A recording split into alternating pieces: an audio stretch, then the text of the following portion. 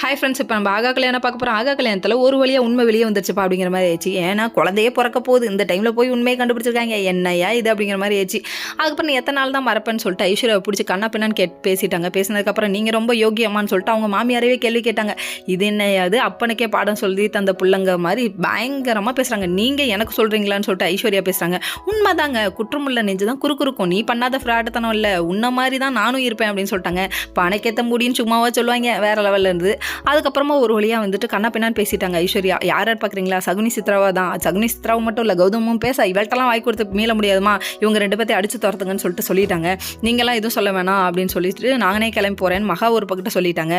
நீ போனால் போடி, நான் வரமாட்டேன் ஐஸ்வர்யா சொல்ல. என்னடா இது இப்படி ஒரு அமர்க்கல் நடந்துட்டு இருக்கேன், தாத்தாக்கு இதை பார்த்தோன்னே குற்றம் அப்படியே நெஞ்சு குமரிடுச்சு.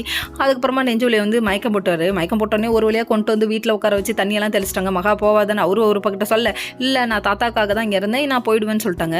முறையாக அக்காவுக்கு சப்போர்ட் பண்ணுறாங்க நம்ம ஐஸ்வர்யா. இதெல்லாம் பார்த்துட்டு நல்லா தான் இருந்தது. அதுக்கப்புறமா நம்ம பாட்டி காலில் விழுந்து மன்னிப்பு கேட்குறாங்க. யாருன்னு பார்க்குறீங்களா, நம்ம கோடீஸ்வரி தான். என்ன பண்ணுறது, இப்படி ஒரு பிள்ளையை பெற்றுட்டேனே, என்னை மன்னிச்சிருங்கன்னு சொல்லிட்டாங்க. நான் சொன்ன போய் தான் என் பொண்ணோட வாழ்க்கையில் இப்படி விளையாடுது அப்படிங்கிற மாதிரி ஆயிடுச்சு.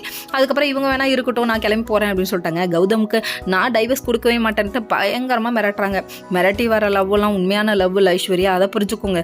அன்பால் வரணும். இன்னொரு பக்கம் வந்துட்டு சூர்யா ஃபீல் பண்ணுறாரு. ஓகே ஃப்ரெண்ட்ஸ், நெக்ஸ்ட் வீடியோவில் பார்ப்போம்.